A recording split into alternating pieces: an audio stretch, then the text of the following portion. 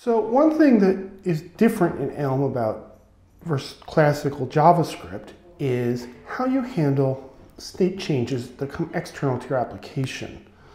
So if you're using JavaScript and you wish to monitor changes in, say, window size, you'd use a callback. In Elm, it's done a little differently.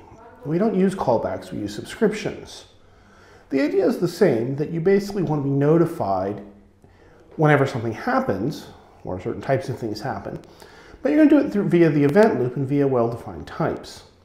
So I want to show you how to monitor for window change events, which the window is changing size, but this is a good example for lots of different things. And this uses the window package, which you can find in Elmline window. You can just add that to your project.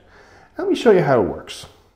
So here we have an Elm source file that is called window size, and it just does one thing, which is show the size of the window. So our model, we have maybe window size. And then we have an event, resize, which takes as a parameter window.size, which is simply a width and a height. Now we have to have a maybe because when this is instantiated, we don't know the size of the window.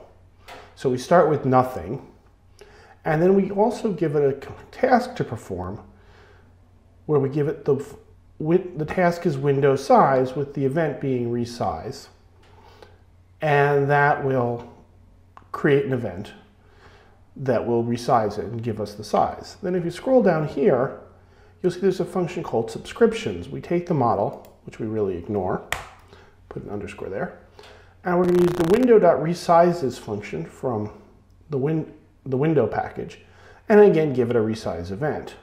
So let's look at what that looks like when you run it. So here you can see that the current window is 1141 by 804 pixels. Now if we come down here and resize the window, you can see that those numbers are changing. So now it's 1133 by 633 pixels. And if you go to the history, you can see that we get different resize events, and the model will change as appropriate, which is exactly what you'd expect. Similarly, if we do this,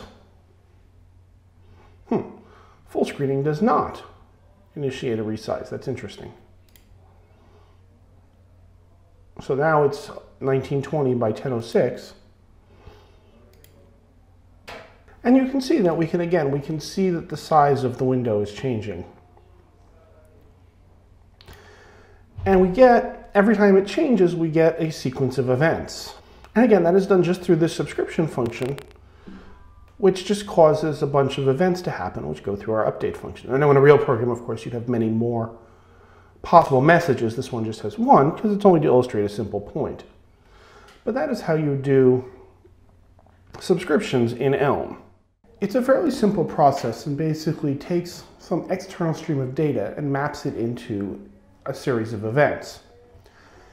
If you found this useful, please give me a thumbs up and share it. And if you have questions or comments, please leave them below. And if you subscribe, you'll get more videos 5 days a week. Thanks very much.